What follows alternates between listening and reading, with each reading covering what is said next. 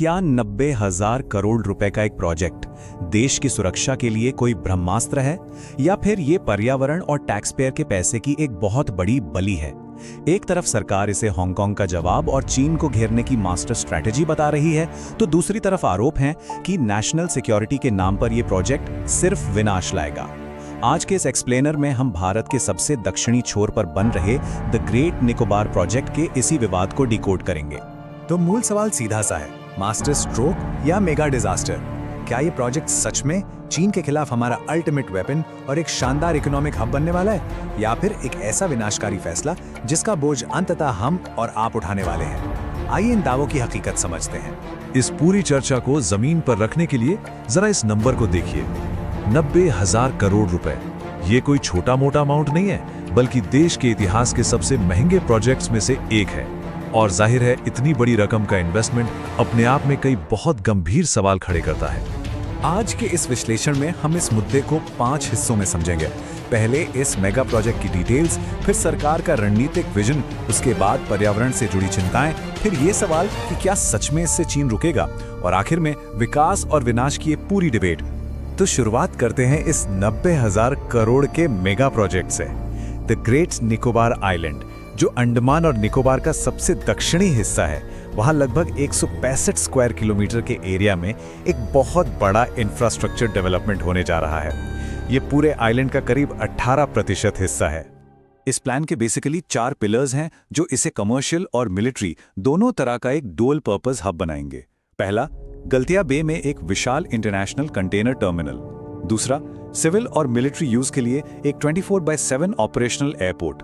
तीसरा, एक बहुत बड़ी टाउनशिप। और चौथा, इस पूरे स्ट्रक्चर को पावर देने के लिए एक गैस और सोलर पावर प्लांट। लेकिन जो चीज सबसे ज्यादा हैरान करती है वो है इसका स्केल। आज की तारीख में इस आइलैंड पर सिर्फ 8,000 लोग रहते हैं, लेकिन प्लान है कि अगले 30 सालों में यहाँ 3 लाख लोग बसाए जाएंगे। जरा सोचिए, एक शांत अछूते रेन फॉरेस्ट को पूरी तरह से एक विशाल मेगा सिटी में बदलने की तैयारी है। अब आते हैं दूसरे पहलू पर। सरकार का तर्क क्या है? आखिर इस प्रोजेक्ट को इतनी तेजी से क्यों पुश किया जा रहा है? इसके पीछे 2 बड़े कारण हैं। पहला और सबसे बड़ा कारण जियोपॉलिटिकल है। ये आइलैंड मलक्का स्ट्रेट के एकदम पास है। आपको बता दें कि दुनिया का 40% ट्रेड और चीन की 80% एनर्जी सप्लाई इसी रास्ते से होकर गुजरती है। सरकार का मानना है कि अगर हम यहाँ मजबूत हुए तो हम चीन की सप्लाई लाइंस पर नजर रख सकते हैं और जरूरत पड़ने पर उन्हें चोक भी कर सकते हैं। इसके साथ ही एक बहुत बड़ा इकोनॉमिक एंगल भी है। आज भारत का 75% ट्रांसशिपमेंट कार्गो देश के बाहर हैंडल होता है, जैसे कोलंबो या सिंगापुर में। इससे हमारा काफी पैसा बाहर चला जाता है।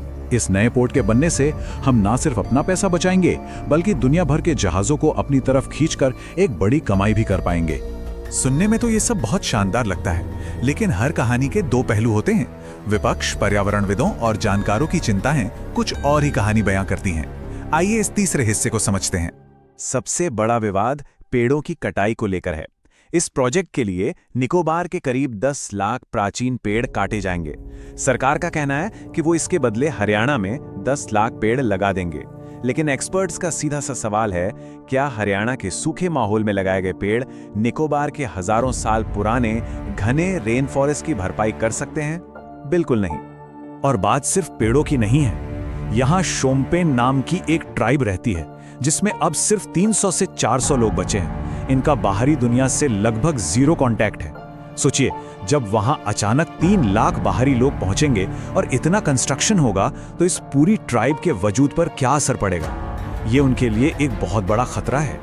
आलोचकों का आरोप यह भी है कि इस प्रोजेक्ट को तेजी से पास करने के लिए कई कानूनों को दरकिनार किया गया। यूनेस्को बायोस्फीयर रिजर्व का स्टेटस बदल दिया गया। निर्माण के लिए कोस्टल रेगुलेशन जोन्स के नियम इग्नोर किए गए, जिससे 20,000 से ज्यादा कोरल कॉलोनियां खतरे में हैं। और तो और आरटीआई से पता चला है कि नेशनल सिक्योरिटी का हवाला देकर वैज्ञानिकों से नॉन डिस्क्लोजर अग्रीमेंट साइन करवाए गए हैं। इससे पूरी प्रोसेस की ट्रांसपेरेंसी पर बहुत बड़े सवाल उठते हैं। इस सब को लेकर राजनीतिक विरोध भी काफी तेज हो गया है। विपक्ष के नेता राहुल गांधी ने साफ शब्दों में कहा है कि ये विकास नहीं, विनाश है। आरोप ये भी लगाए जा रहे हैं कि इस प्रोजेक्ट का असली फायदा देश को नहीं, बल्कि कुछ चुनिंदा अरबपतियों को होगा। हम यहाँ किसी का पक्ष नहीं ले रहे हैं, लेकिन ये समझना जरूरी है कि इस मुद्दे पर डिबेट कितनी ज्यादा ध्रुवीकृत हो चुकी है।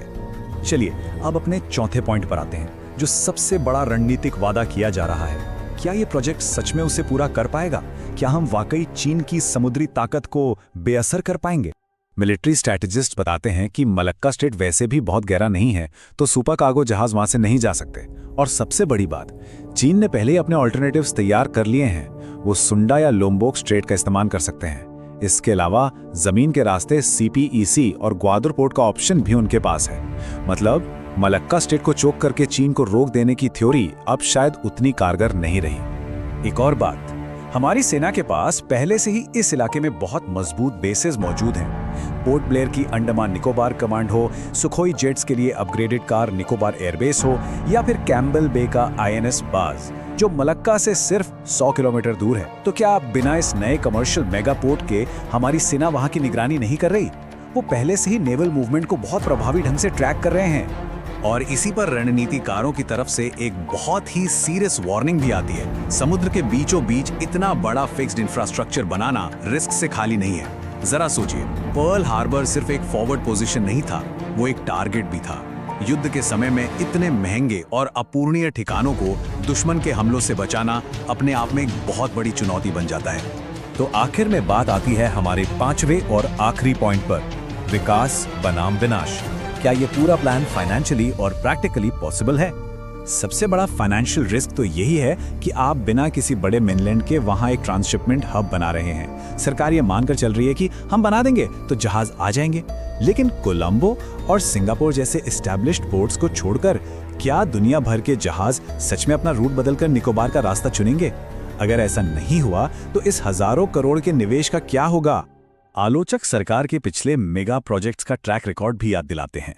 100 स्मार्ट सिटीज बनाने का वादा हो, क्लीन गंगा प्रोजेक्ट हो, या फिर धोलेरा स्मार्ट सिटी, हिस्ट्री ये बताती है कि ऐसे बहुत बड़े प्रोजेक्ट्स अक्सर या को बहुत लेट हो जाते हैं, या फिर जो बड़े बड़े वादे किए गए होते हैं उन्हें पूरा करने में फेल हो जाते हैं। तो इस सब के बाद सवाल वही का वही है, क्या द ग्रेट निकोबार प्रोजेक्ट सच में देश को सामरिक और आर्थिक रूप से मजबूत करने वाला कोई मास्टर स्ट्रोक है, या फिर ये प्रकृति, वहां के आदिवासियों और हम टैक्स पेयर्स के पैसे के साथ खेला जा रहा 90,000 करोड़ रुपए का एक बहुत बड़ा जुआ है?